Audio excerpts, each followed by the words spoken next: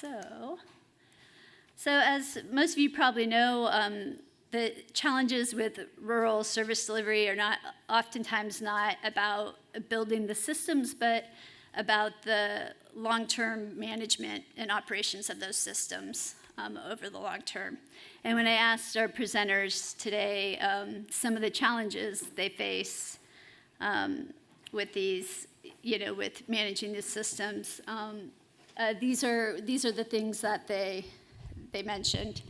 So obviously the ongoing maintenance and operations of the systems, the sustainability of them over the longer term, governance of the community managed systems, that sense of community ownership in the systems, ensuring water quality, and community understanding of the value of the water and sanitation systems. And today, our presentations will be focusing on how to overcome these challenges, and then we'd like to hear from you all about how to, from your experience addressing these challenges. So I'll be doing the first presentation, and unfortunately my colleague Vinny couldn't be here today. So in my presentation, I'll introduce you to a decision-making tool for selecting management models for rural water service delivery. I'll first introduce the considerations for selecting management models, introduce the typology of different management models we use in our resources, and then introduce you to one of the decision-making tools, the who does what tool.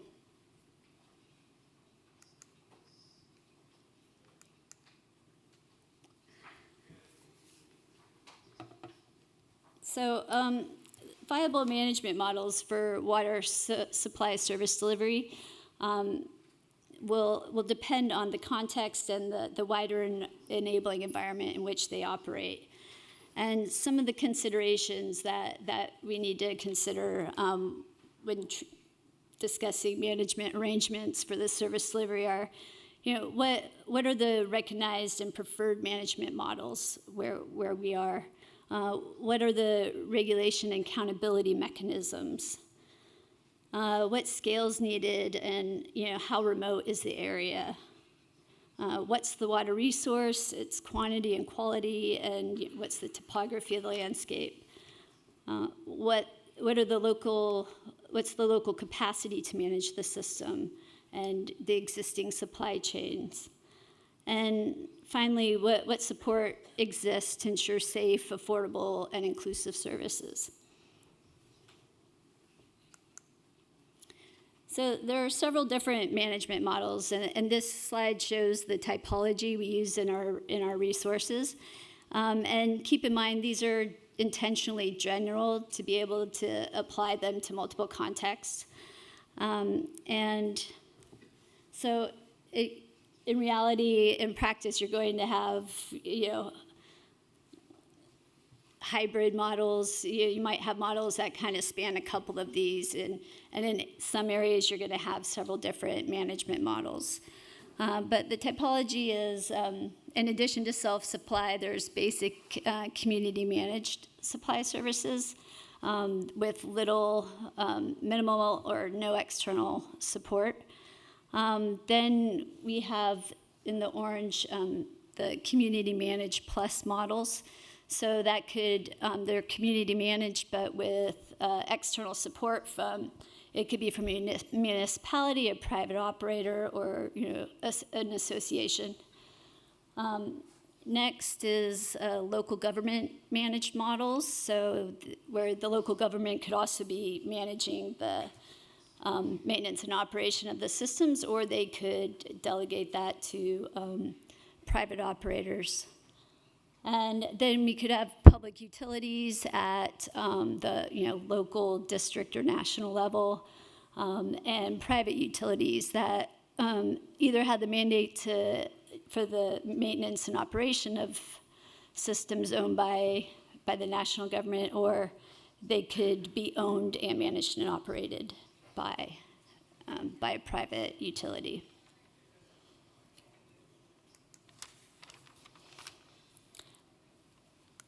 So how do you know which model works best? So we've come up with several different resources to help with making that decision of selecting which management model for a given context works. So the first one on the left here, this resource talks more about the typology and gives different examples of each from our experience, and goes more into the considerations when making decisions and around management arrangements.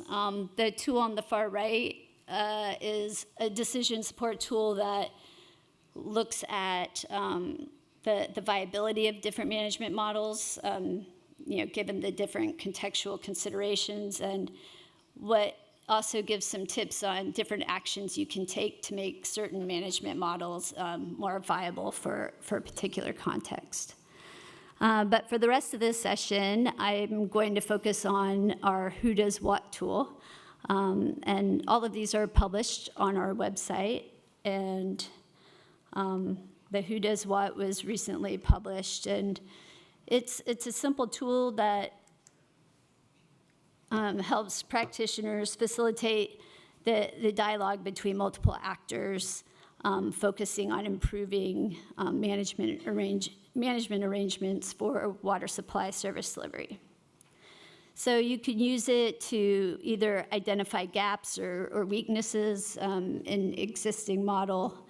You could use it to resolve disputes among stakeholders, or you could use it to support the transition from one management model to another one, or revise your different arrangements in your management model.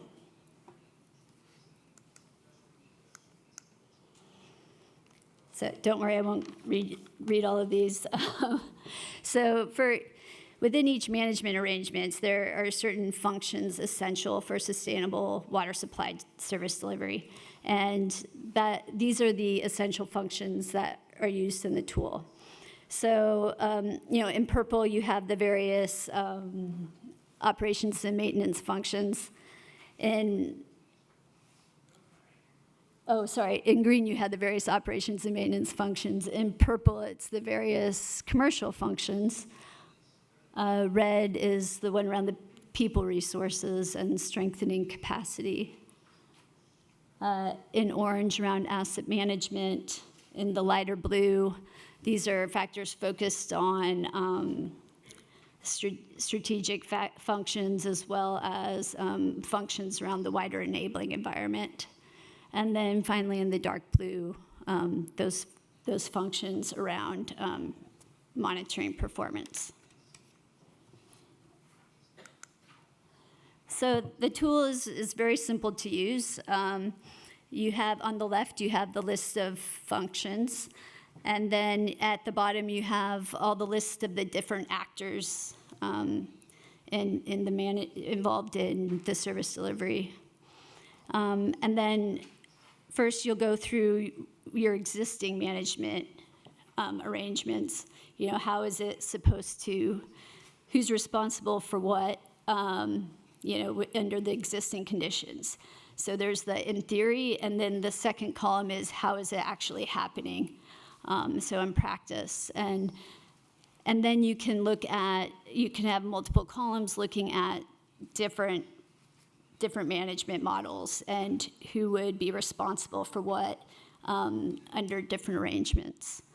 And it's very simple, but it's been very effective in just facilitating that discussion amongst stakeholders, and improving that transparency in the arrangements. Okay, so that is it for my presentation, and now I would like to hand over to Igor to do your presentation.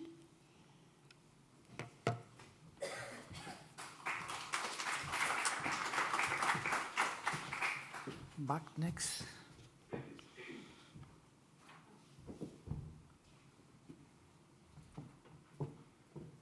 It's the PDF presentation now. In Spanish.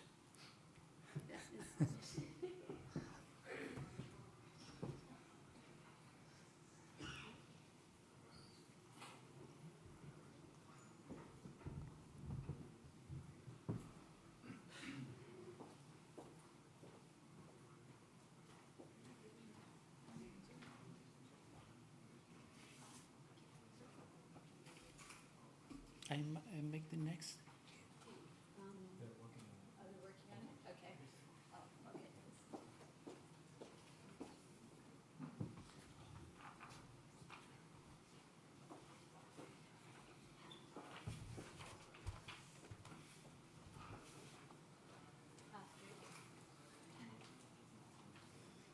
okay. Okay. Okay. Soy Igor Ruz, soy director técnico de FESAN, Federación de Cooperativas de Agua Potable de Chile, y les vengo a presentar el modelo de gobernanza y acceso al agua potable en una zona rural de Chile. Ese soy yo, aquí están mis coordenadas y mi correo. Contexto.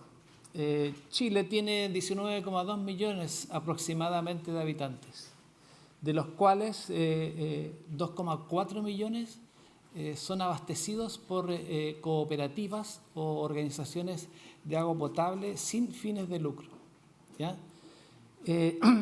Estas organizaciones son cerca de 1939 y tienen el apoyo del gobierno, ¿ya? El apoyo del gobierno ya no es suficiente, y cada vez nosotros como empresas rurales sin fines de lucro estamos siendo llamadas a satisfacer las necesidades de nuestros clientes, que cada vez son más grandes, ¿ya? En Chile tenemos, al igual que todo el mundo, problemas de sequía, ¿ya? Tenemos zonas rojas aquí en el plano, donde ustedes pueden ver que hay sequía desde un 99%, en la región metropolitana 77% de sequía. Chile tiene cordillera, tiene valle y tiene mar. El recurso hídrico lo tenemos en la medida que en la cordillera cae nieve. Si no hay nieve, no hay agua en los valles y tampoco alcanza a llegar al mar, ¿ya? Por lo tanto, estamos afectados por una sequía y el otro problema que tenemos nosotros como operadores es que en Chile el derecho de agua potable tiene dueños. Es decir, existen personas que son dueñas de litros por segundo. No es del Estado el agua es algo privado. Por lo tanto, yo puedo comprar agua, yo puedo comprar litros por segundo. Y eso para nosotros como operadores rurales es una amenaza, ¿ya? Por lo tanto, nosotros tenemos que tener una política, tenemos que tener un modelo de gestión que nos permita dar agua potable y responder a la demanda creciente de los nuevos clientes que hay, ¿ya? Por lo general, nuestras organizaciones rurales están cerca de grandes ciudades, y las grandes ciudades tienen como segunda casa en zonas rurales su segunda casa.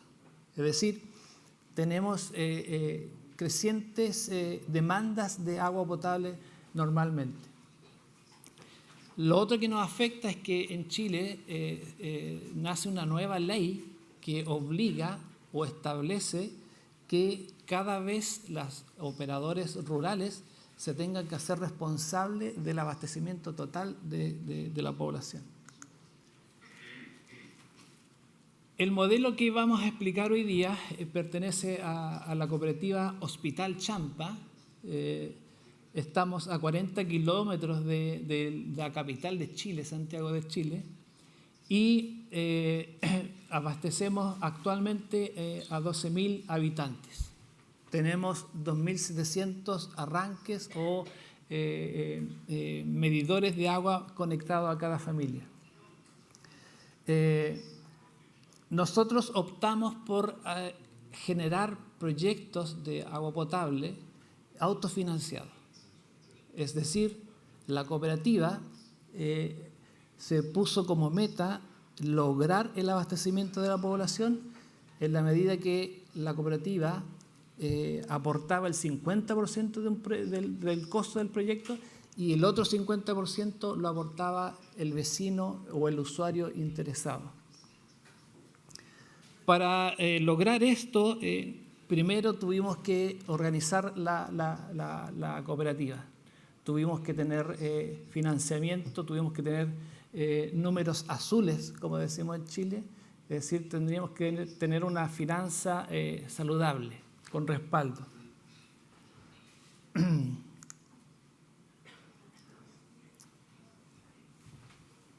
Estamos aquí y Santiago está allá, la capital. ¿Ya? Nosotros hicimos un proyecto para colonias de paine para 550 familias.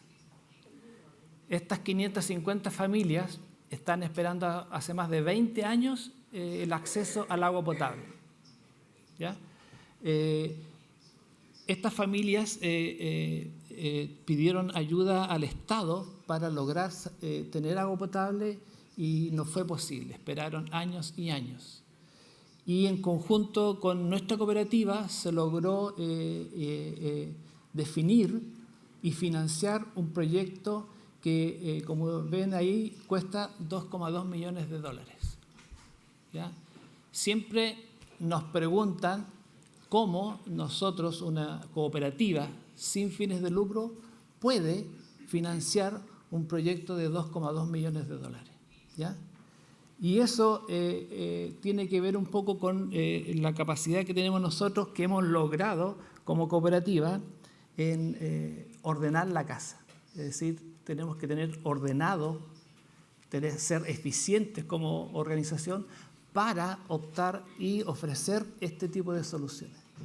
Este tipo de soluciones de lograr abastecer a 550 familias con recursos propios no se ve en ninguna parte. Es muy difícil. ¿Ya? Todas las organizaciones rurales esperan que el Estado llegue con el recurso. Pero como se repite en todas partes, cuando el recurso del Estado llega, llega tarde. Y además es caro. Nosotros como cooperativa sin fines de lucro financiamos proyectos que valen 1/3 de lo que vale lo que paga el Estado por ese mismo proyecto. ¿Ya? Que es una realidad que se repite al menos en toda Latinoamérica. Cada arranque, cada conexión de agua potable cuesta $2.000. Pero de esos $2.000, la cooperativa pone la mitad y el futuro usuario pone la otra mitad. ¿Cómo se logra esto? ¿Cómo logramos hacer esto? Nosotros primero contamos con un modelo de gestión. El gran problema del acceso al agua en Latinoamérica, por lo menos, es un tema de gestión. ¿Cómo entender que tenemos que administrar una empresa? Además, una empresa sin fines de lucro. El grave problema que tenemos en Latinoamérica, en general, es que el usuario cree que el agua es gratis, que es un derecho. Y por ser un derecho, es como gratis. ¿Ya? Pero nosotros entendemos que estamos insertos en un mercado, en una sociedad donde todo es dinero. Por lo tanto, nosotros tenemos que incorporar el concepto de sin fines de lucro, pero entender que estamos en una sociedad donde todo se vende. De hecho, yo les expliqué que en Chile es uno de los pocos países donde cada litro por segundo tiene dueño, con nombre y apellido. Y nuestras organizaciones tienen que luchar para obtener ese litro por segundo. Y la única forma de asegurar esos litros por segundo es hacer este tipo de proyectos. Porque así yo justifico que necesito más derechos para abastecer a más población.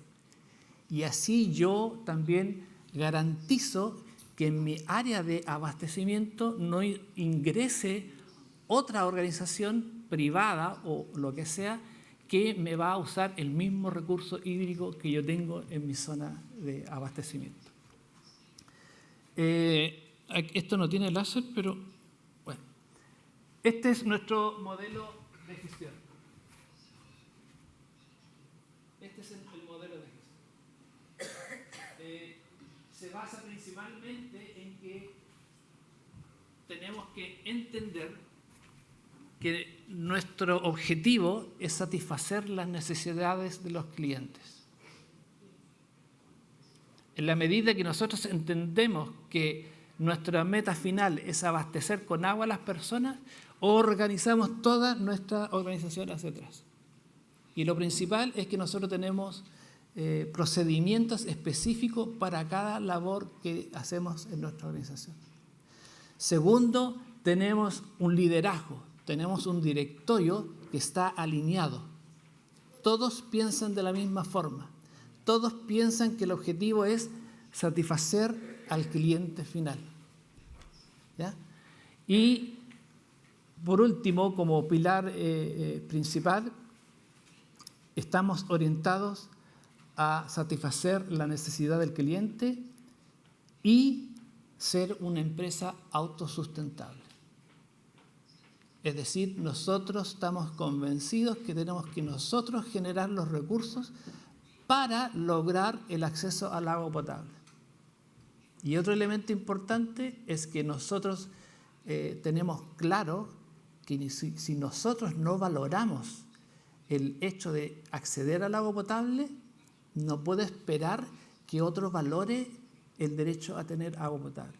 Es decir, para nosotros tener agua potable en una ciudad cercana a Santiago de Chile tiene que establecerse que ese es un valor agregado. La gente tiene que aprender a valorar tener acceso al agua potable. Muchas veces familias pueden tener 2, 3 celulares, pero no le dan valor a tener agua potable. Y ese valor lo aprendimos nosotros primero como organización. ¿Ok? Por lo tanto, tenemos formularios. Aquí me acompaña el presidente de la cooperativa, don Manuel Morán, hombre que lleva muchos años en la organización, una persona visionaria, y compartimos la visión de dar solución al tema del agua potable. Tenemos amplio conocimiento de nuestros clientes. Aprendimos a saber qué es lo que necesita el cliente. Aprendimos a saber cuáles son las capacidades de nuestras instalaciones, cuáles son las deficiencias, cuáles son los límites. Aprendimos a optimizar la operación de las instalaciones. Todo eso con mucha información. Formamos equipos. Tuvimos que formar equipos que pudiesen hacer compras de material. Porque las obras que hacemos nosotros las construimos con nuestro propio equipo. Nosotros no pagamos grandes empresas que hacen las instalaciones.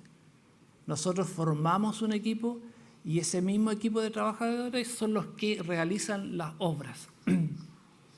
De hecho, yo soy un asesor técnico de esta cooperativa. Cuando iniciamos estos proyectos, se me contrató a mí como asesor técnico. Y en conjunto hemos diseñado todo esto que estamos planteando aquí.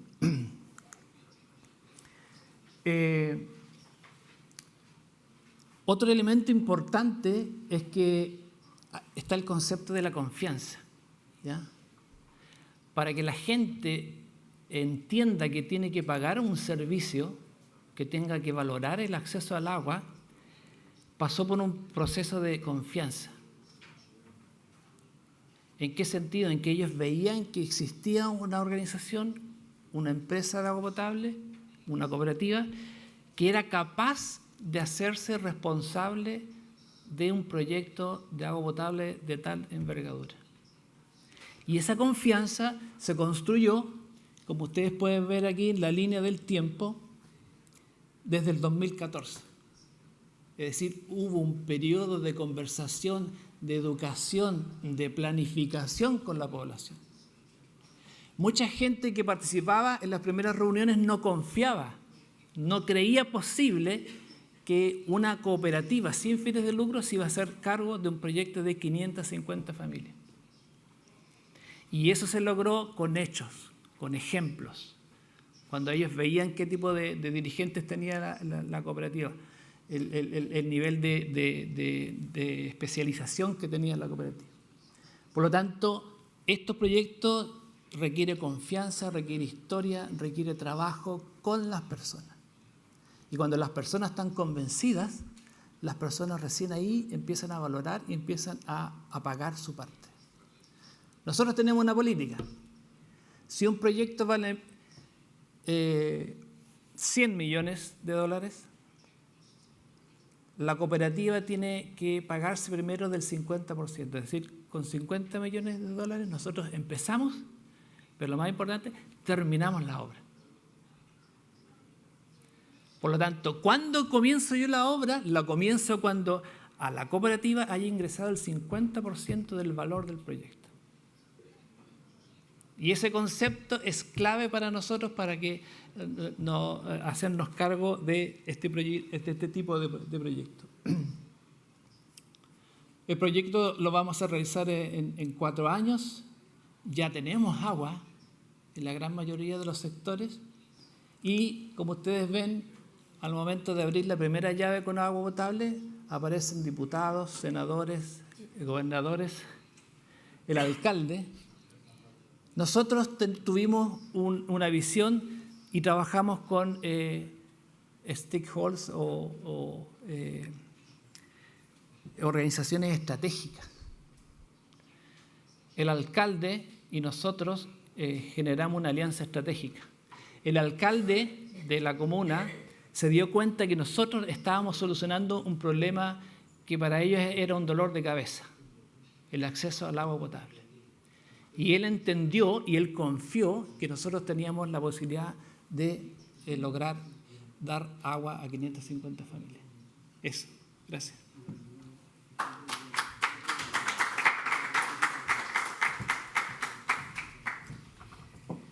Thank you, Igor. So next we have Marcos Alfaro Solis. He's the president of Unaguas from Costa Rica.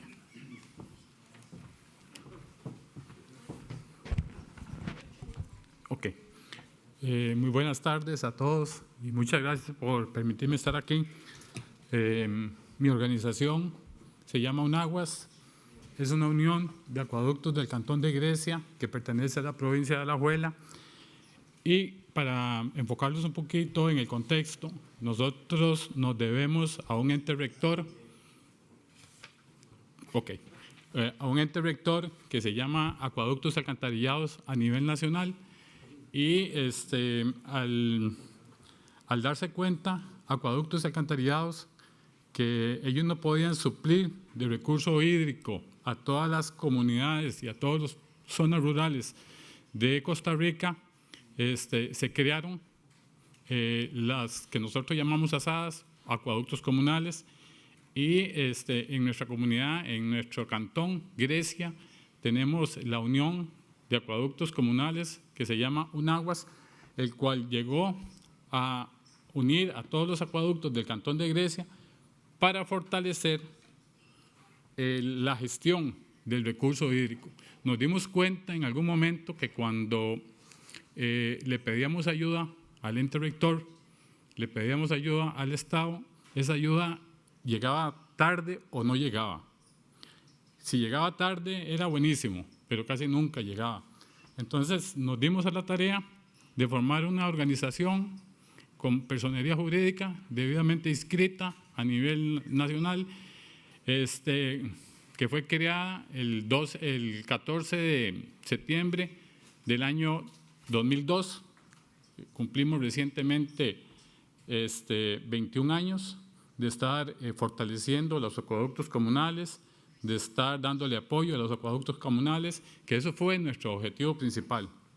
Nuestros objetivos principales fue que como las ayudas no llegaban de la institución, del ente rector, nos dimos a la tarea de poder formar y unirnos todos en conjunto para fortalecernos y poder generar ayudas y poder generar proyectos que nos vinieran a solventar las situaciones que tenemos los acueductos. Los acueductos rurales en nuestra comunidad tienen muchas deficiencias y tienen también muchas situaciones complicadas por nuestro territorio. Es un territorio montañoso, es un territorio donde llueve muchísimo, nuestras tuberías, nuestras redes de distribución vienen siempre por los márgenes de los ríos y cada vez que hay crecidas de los ríos, esas tuberías sufren algún problema, sufren alguna situación en la cual hay que solventar inmediatamente porque no podemos dejar a las comunidades sin ese recurso. Entonces, en esta organización se enfocó en capacitar tanto a los fontaneros, que le llamamos nosotros, que son los especialistas en darle el mantenimiento a la red de distribución, y también a los miembros de las juntas directivas. UNAGUAS es una organización que se compone por una junta directiva de 7 miembros que siempre están representados dentro de todas las asadas, un miembro por lo menos de cada asada, para poder que lleven el mensaje, que lleve qué está haciendo UNAGUAS por el bienestar de los acueductos de Grecia. También hemos trabajado en capacitación, muchísima capacitación a los fontaneros, a los miembros de junta directiva, para involucrarlos en el tema no solo de recurso hídrico, no, del cuidado ambiental también, que para nosotros es fundamental. El cuidado ambiental, áreas de protección, compramos áreas de recarga acuífera para poder que nuestros mantos acuíferos y que nuestras zonas donde sacamos el recurso hídrico estén protegidos y no estén contaminados, porque sí nos ha sucedido mucho que tenemos lecherías, tenemos cafetales muy cerca de nuestras fuentes de agua y se nos contaminan con agroquímicos cuando le aplican agroquímicos a los cafetales, y cuando también tenemos potreros a la par, tenemos ganado, y también el ganado nos complica la situación en ese aspecto.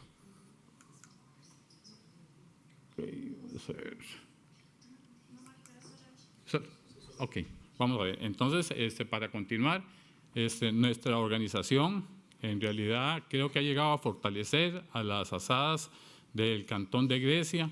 Queremos seguir fortaleciendo nuestras asadas de forma inmediata, llegar a solucionar los problemas de forma inmediata. Tenemos una gran ventaja, que nos aliamos muy bien. Hace poco tuvimos un fenómeno natural que dejó a una comunidad como 15 días sin recurso hídrico por un deslizamiento, dañó las fuentes de captación, y nos unimos todas las asadas y todos los fontaneros de nuestra organización, a solventarle el problema a una organización que es vecina y que no estaba dentro de la organización de nosotros. Es decir, somos solidarios. Creo que es importante recalcar esa palabra, de ser solidarios con el vecino, con el amigo, con el que está a la par, porque creemos que necesitamos de todos en nuestras organizaciones.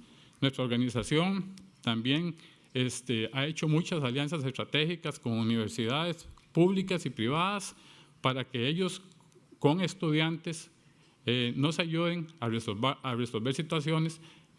Nuestra Universidad Mayor, la Universidad de Costa Rica, está dando una carrera en recurso hídrico, y esos estudiantes, cada vez que tienen que hacer TCU, trabajo comunal que llamamos, vienen a los acueductos de nuestra organización a implementar redes y a implementar fórmulas para poder avanzar y poder ir mejorando día a día, para ir actualizando a nuestros acueductos. en nuestra organización estamos muy, pero muy enfocados en hacer los acueductos inteligentes, en hacer los acueductos con una medición y tratar de que no tengamos mucha pérdida de agua, que eso es uno de los grandes problemas en Costa Rica también.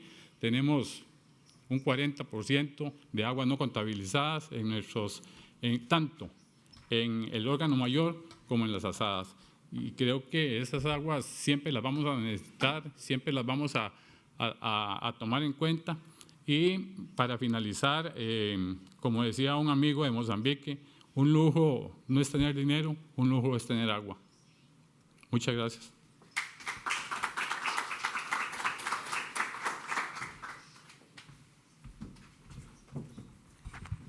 Thank you, Marcos. Next, we have Anand and Anita.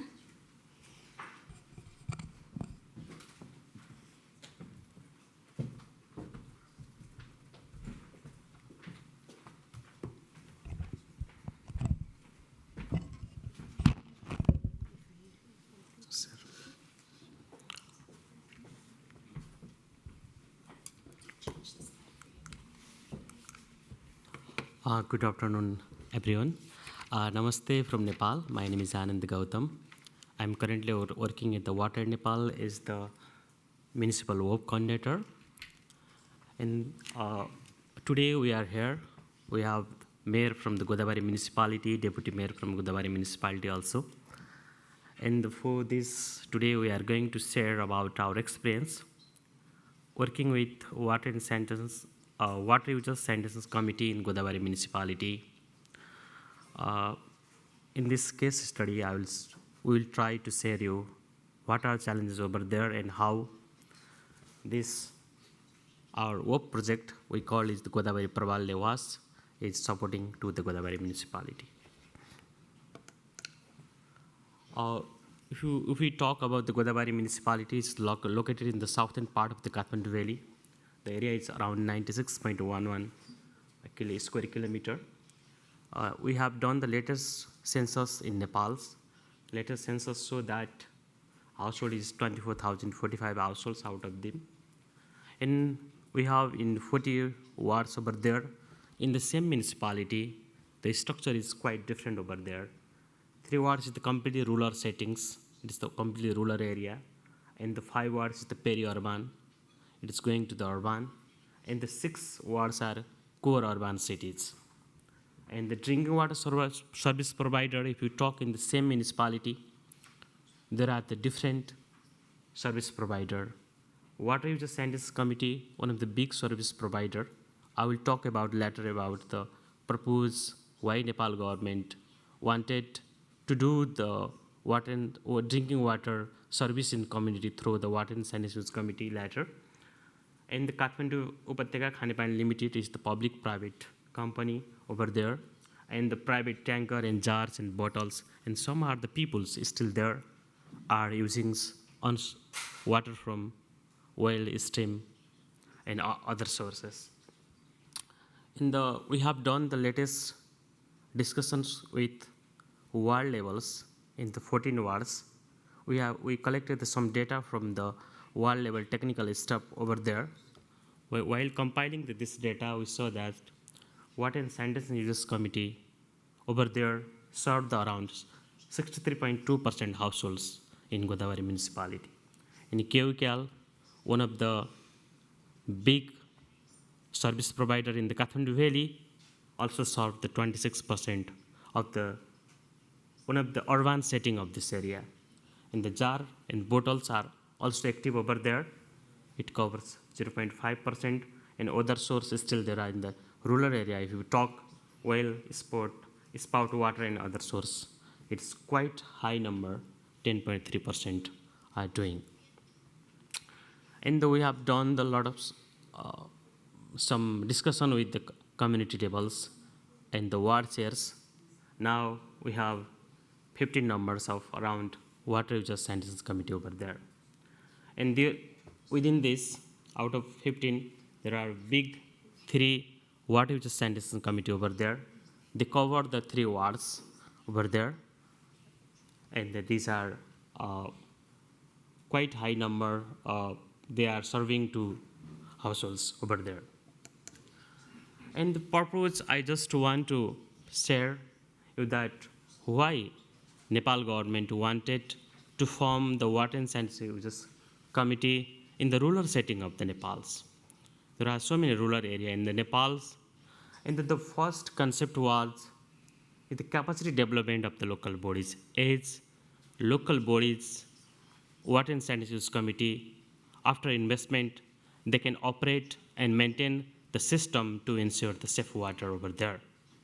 The concept behind was this, and once government initial investment in the many parts of the country now, we are facing the challenges of operation and maintenance, and government needs to regular support.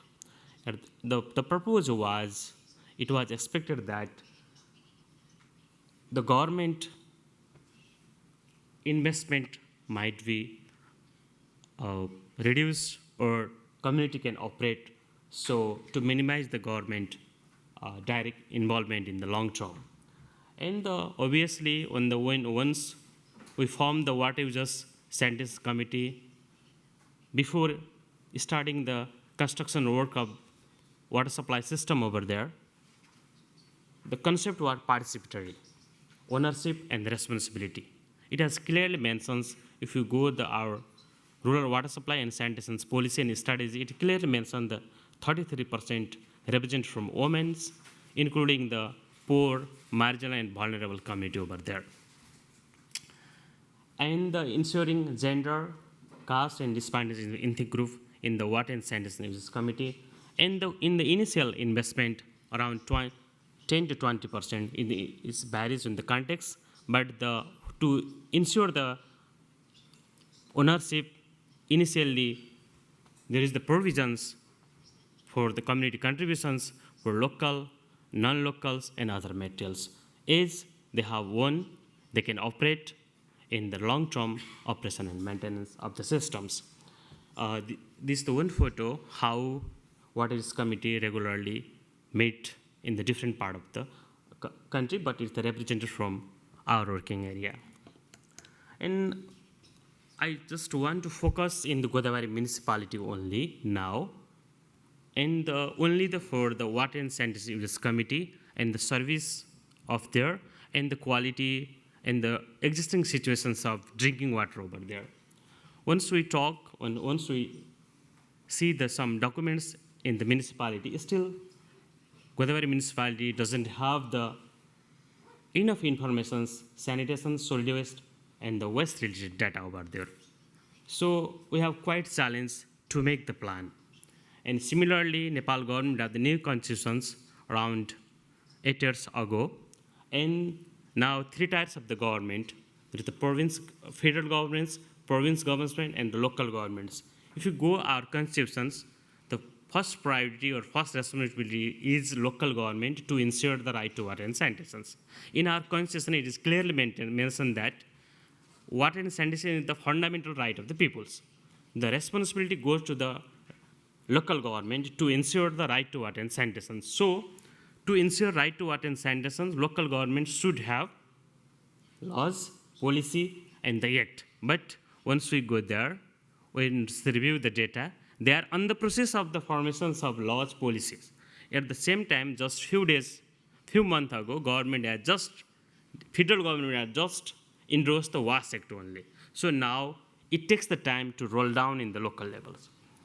Similarly, there is once you go in the same municipality, there are the different water and users committee that I just said, around 50. The tariff collection method is different from one users committee to another's. So there is no scientific tariff collections. They gather together, they set tariff, they collect tariff. Some people are paying, some are not paying. And once you borrow the land over there, you want to get the connections to the users from the users committee, but it is inequality to get the new connections. There is no actual rules within the boundary also. And the water quality, obviously, we are facing the water quality challenges over there during the rainy seasons. There are some cases of waterborne disease. So almost all the sources are not protected, but they are just connected or taking water from uncovered source. And low priority on the operation of the system by municipality. Obviously, municipality is focusing on investing the new water supply system over there, and the less priority goes to the operation and maintenance. Because if you look from the federal to province and local levels, that might happen. Same case in the Godavari municipality. And once we go through the water users committee, we talk, we see the system over there. The problem is operation and maintenance. There is the high leakage, and we don't have the data how much water is leakage over there. Once we have big rain, water start come turbid water over there, and the pipe is blocked, and sometimes we have the some natural hazard over there, and this is the another problem. And once you talk with the community, there is the no skilled laborers. There are some technical in the municipality. They are quite busy.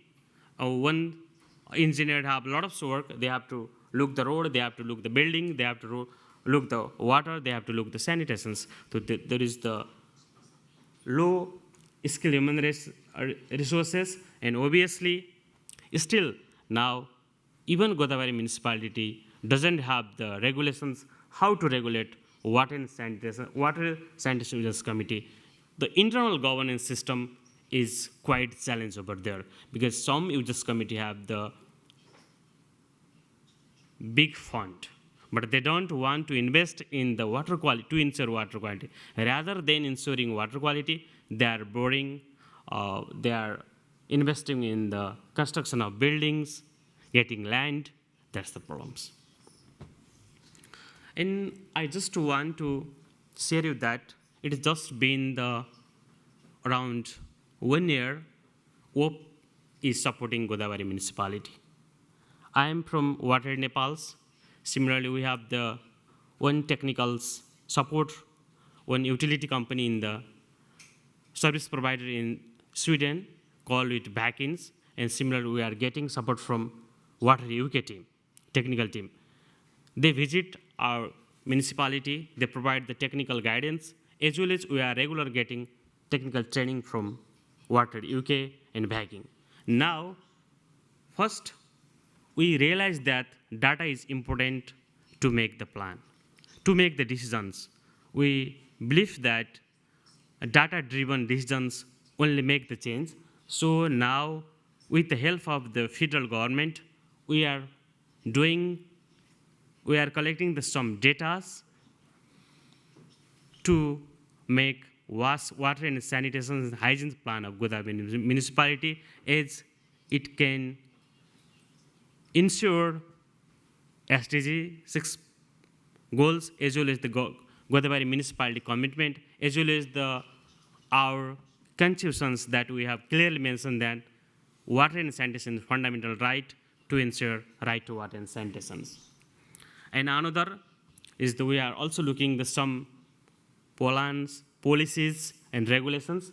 Now we are working in the WAS Act. It is just been prepared, first draft of WAS Act. It will regulate to the registration of water users sanitation committee in municipality and scientific water tariff collection and business plan and asset management plan of users committee, as they can operate and maintain system themselves. And support to water users sanitation committee to prepare the charter to ensure the equality of the new connections. We are also working this part. And myself and Anitaji from Godavari municipality, just taking the course provided by IHC DELT. It is the part of this project. And we just conducted the one training to one Lele water and sanitation users committee. That is we are also providing the technical support in the Lele. I will show some pictures later. And we are conducting the first water safety plan training over there. And we are planning to scale off in another users committee through the municipality. And we are doing the regular lobby and advocacy to operate water quality lab at the local levels. Is that if we have the water quality lab at the municipality level, then we can do the regular test of the water quality and give the message to the community about what is the situation of their water quality. And through this project, we have getting technical support from backend and waterhead, and we are providing some trainings to users committee as well as staff. And these are the few photo. This is the progress in the improvement intake. If you show the first and second pictures over there, and this is the WSB training and wash plan orientations at municipality level, and we have some wash issue collection is the ward levels photo, and another is we have just discussed the wash act in municipality, and I would like to thank you. And so I would like to just say to you, it is the leadership by municipality. So how municipality is giving importance to this event. So we have the mayor and deputy mayor. I request to stand mayor, sir, and deputy mayor from your seat and clap. And thank you. And if you have any questions, please feel free to ask me here and outside of this conference also. Thank you.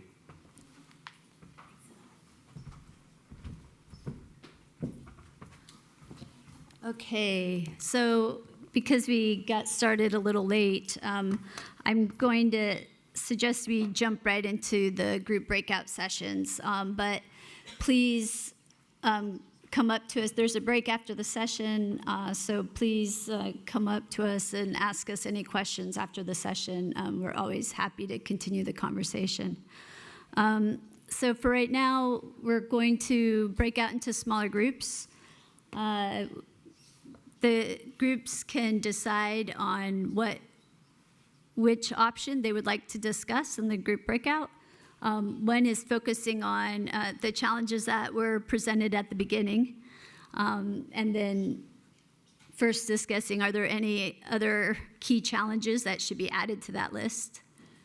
And then discuss ways to address these challenges. So we'd like to hear from all of you about how how different organizations are addressing these challenges, and learn from each other here. And then the second option is discussing the 4 questions there under option 2. So learning from everybody about the main purpose of your organization, and your opinion on, do you think everybody has a right to drinking water? And what's the greatest social contribution to your town? And do you know the needs of your customers? So it's up to you, your group, which option you want to focus on. Is there anybody who would prefer to have the group discussion in Spanish? Raise your hand. So, excellent. So Igor and Marcos will facilitate a breakout session in Spanish. And then Anita, Anand, and myself will facilitate English-speaking breakout session. And Guillermo Saavedra from Faison, who is online, there'll be one online breakout session that will be facilitated by him. I'll come around and bring paper to record, to share. And so for each group, assign a note taker, and then at the end, we're going to come back in plenary and share just a few key things from your discussion. And more details will follow in the report from the session later. Okay, so we could have 2 groups in here, and then there's also tables just outside where you can stand up and have a conversation as well. All right, so let's break out into groups.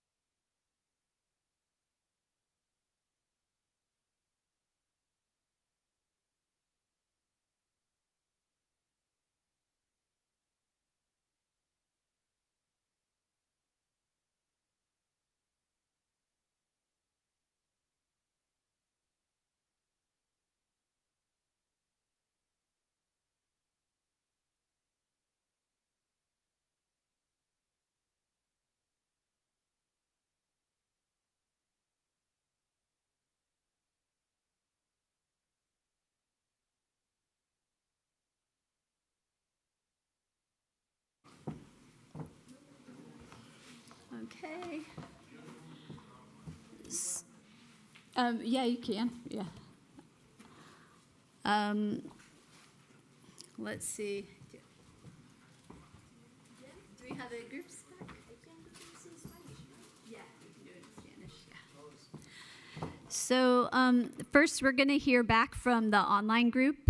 So I'm going to ask each group to just share 2 or 3 key things from your discussion, but then provide the notes to me from your discussion so I can include all the details in our final report for the session.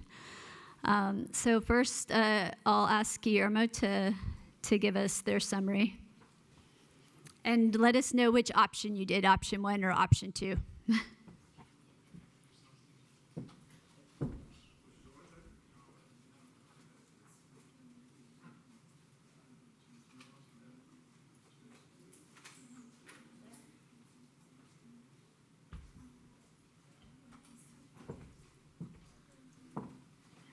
Is Guillermo online? We don't know. He's okay. Okay, then I'll ask the next group. Montserrat, is it you? Okay.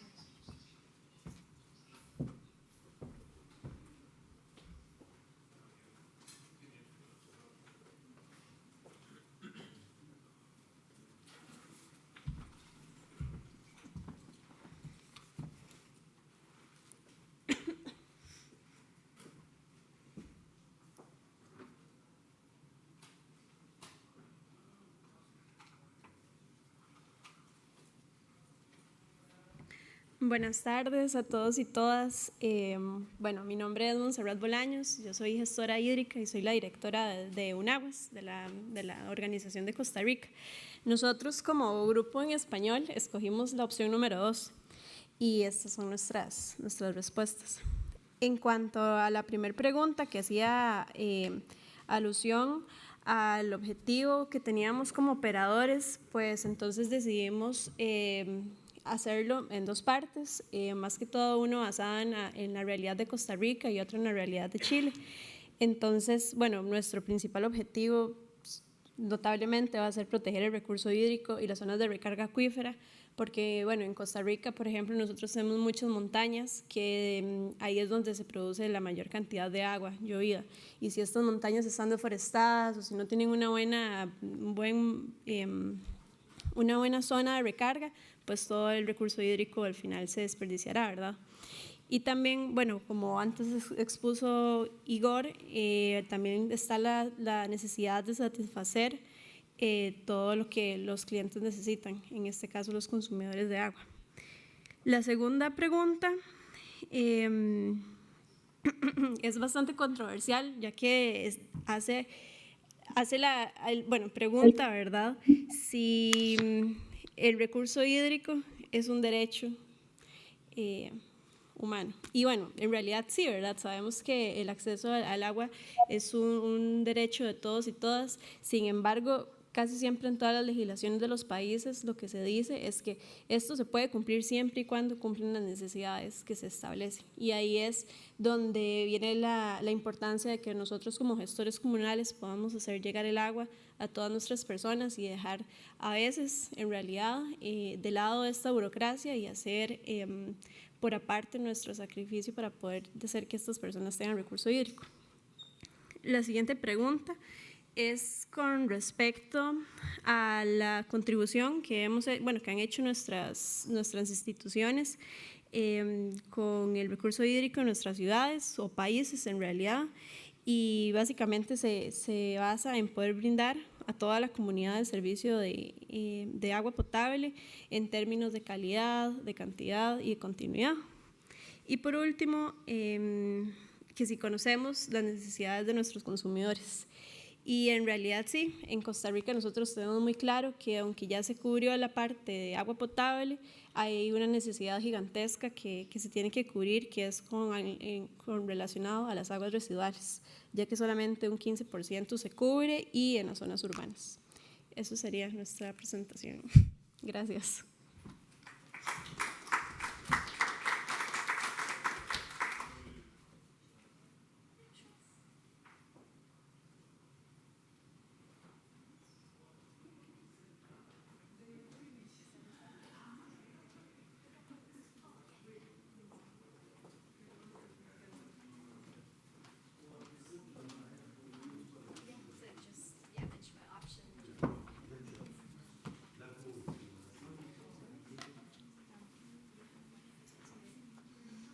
Yes, so hi. We were kind of discussing the first question here about the challenges with safe water supply systems and what to do about it. And we kind of ended up in the area of rural water supply system and tried to supply water for people living in non-urban areas. And I think our main conclusion was that communication is very important. The willingness to pay for water and sanitation system are often quite low, and that is mainly because communication is lacking. So even though you have a lot of investment needs and people want proper drinking and water sanitation systems, if you don't have proper communication out to everybody in the area, people do not want to pay for it, which is reasonable. But it's also hard to communicate in rural areas because maybe you don't have basic electricity services, you don't have social media groups or internet, telephone service, and so on. So there are a lot of challenges just to reach everybody that might be affected by maintenance or operational issues with supplying the clean water that you want to supply. So that's a key challenge to make sure that the willingness to pay is raised through communication to everybody. I don't know really what we more ended up in, ownership of your own water supply systems, that it can't be foreigners coming in or external services setting up systems and then just leaving them. The communities have to have local ownership and feel that they have ownership of the knowledge and of the processes and of the supply system to be able to pick it up and keep building it, keep developing it and everything. What more did we end up in? I think that was the key points. Yeah. We were kind of just discussing very general about how different countries were handling these questions. Yeah. Thank you.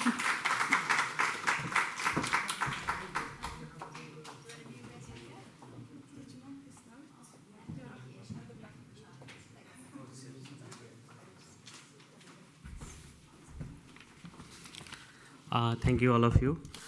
We have a country from Nepal's 5 participants, and Elonda from Peru. We have Khaldun from, sorry for if I missed the pronunciation correctly, Jordan's. And then we have Kate from Uganda. We come talk about this first challenges over there. We agree these challenges that almost all are facing. And therefore, one is the mainly the technology itself. The one is the operation per standard. Is the standard of the operation and maintenance of the systems. That is the another problems. And not only for the quality, this the quantity is the another big problems, and the data gap to make the data-driven decisions over there. And one things we talk more about the how community take the ownership of the systems and for this ownership also. And for the I think in the context of the ruler from experience from Jordan's, we discuss about the if we integrate the different community over there, we make the big community and we make the treatment plant over there. And if the water from treatment plant, it can be used in the irrigation system. So why not we think about the integrated water management systems over there? One solutions. And then another is the we don't have the standardizations of our quality as well as quantity in the many parts of the area. So I think as per experience from Jordan's, they are doing the different levels of training over there. Level 1 simples, level 2 engineers, and manager levels. That could be one of the I think scalables or replicates on another area. That's another point. And then we need to think some innovative idea is like the digitalizations of the systems is that users or service provider have the sufficient updated data on the time. I think we discuss this point, and thank you all of our team members for your contributions.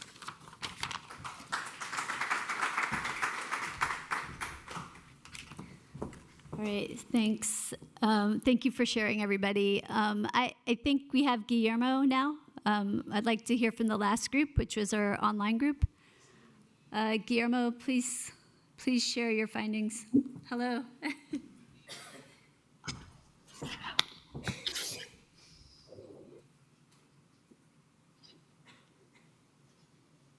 Bueno, buenas tardes. Good afternoon to everybody. And I will speak in Spanish because it's easier for me and I think it will be better for you.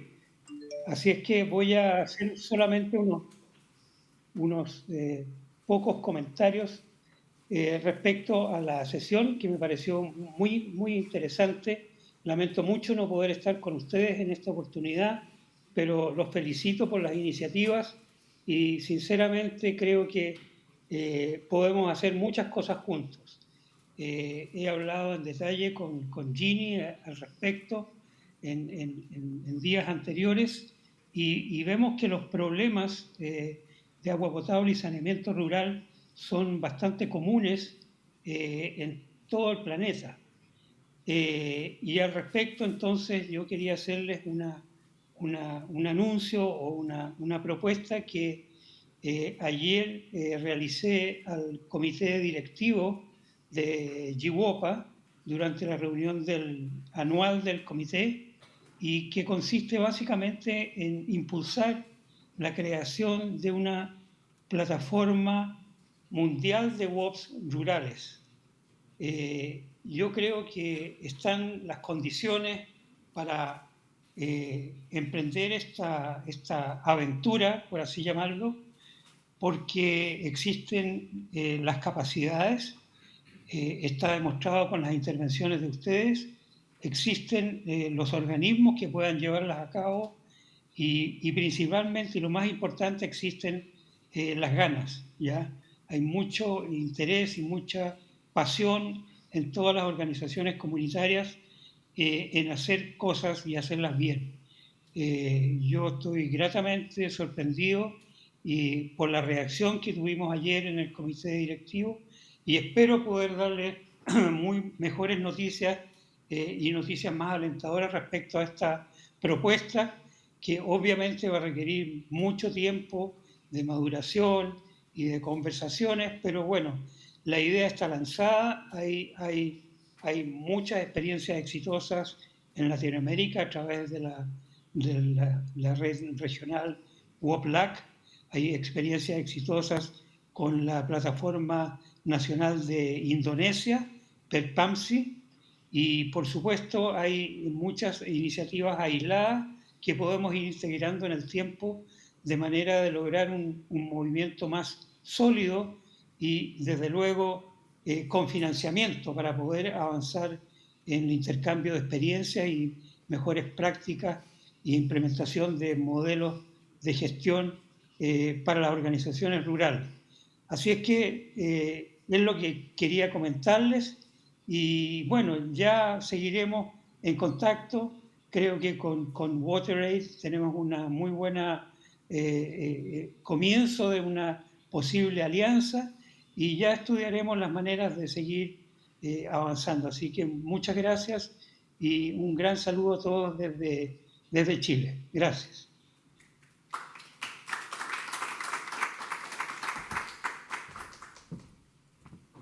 Thank you, Guillermo. That's very exciting news. I hadn't heard the announcement yet, so very exciting. I'm sorry for keeping you all a little longer than what was planned, but thank you all for your attention and also for the great participation we had in the small groups. It was very great. And I'm sorry we couldn't share all the findings from the discussions, but they will be available in the report we publish at the end of the Congress. All right, thank you, everybody. And one more round of applause for the speakers and facilitators.